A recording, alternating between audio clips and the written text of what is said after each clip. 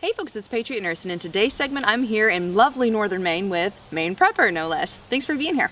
Thanks for showing up. Thanks for being here in your home state. Thanks for being home too. Yeah, it was good of you to drop by. Thank you. Nurse. Thank you. Thank you very much.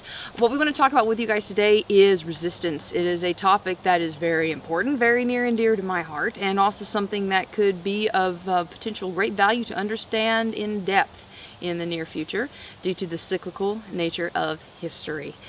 So Maine Prepper, would you tell our lovely audience what we're going to talk about today and how we formulated our plan of attack? Sure. We're going to talk about resistance. We're going to break it down into 4 parts. I'm sorry, that's 3.5. We're going to break it down into 4 parts, and that's going to be the parameters of resistance, the purpose of resistance, the plan of resistance, and the personnel in resistance. And we'll launch right into the parameters after we get done with the intro. So essentially, we'll talk a little bit about the so what factor. Why is this important? We both believe, and I think most people do, that the potential is always there in any situation for things to get a lot worse, for there to be a disaster that starts out small and gets bigger, and also politically for things to be different. People often believe just because things were one way yesterday, they're going to be the same today, and of course that means tomorrow. That's not always the case, is it? No.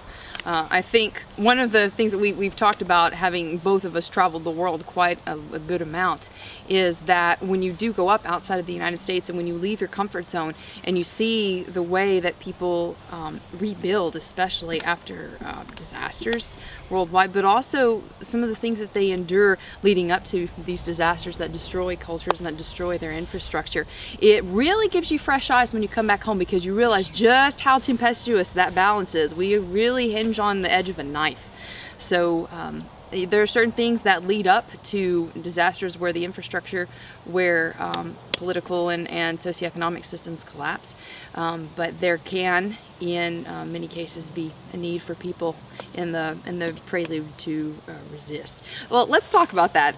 Let's go ahead and segue into the parameters of resistance, because I think it gets your adrenaline up. A lot of people get their adrenaline up thinking, oh, resist, because my political party didn't win, or name your random chip on the shoulder to facilitate violence. What really is what are the parameters for resistance?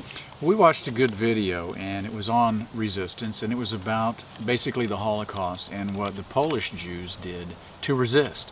And the first thing that's noteworthy is that they were disenfranchised politically. That is, they were shut out, and they were made second-class citizens by virtue of the fact that they were Jews, which is something that they just were born as. And yet that labeled them as a public enemy.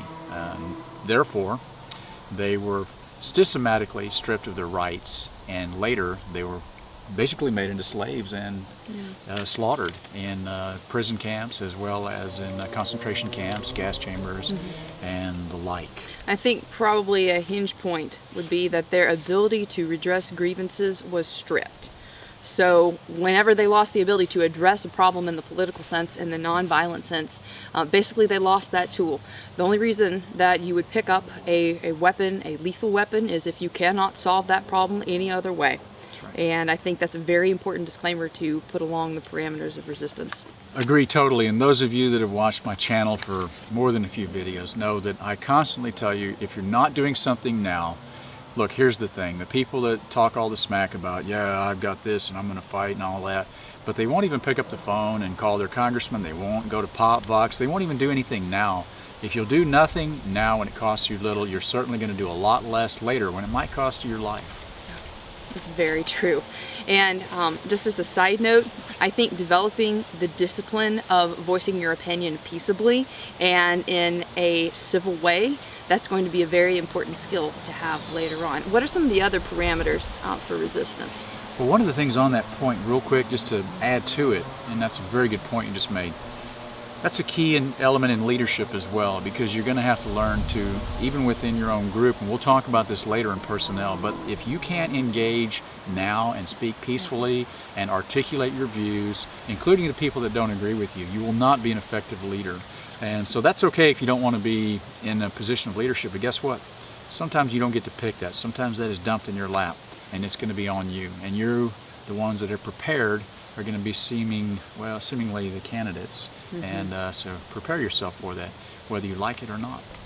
So, yes. Parameters of resistance. So that's the first of the 4 P's of resistance. We've got purpose, plan, and personnel of resistance to come. So that is continued in parts 2, 3, and 4. So check out the rest of those guys, and we will see you on the next round.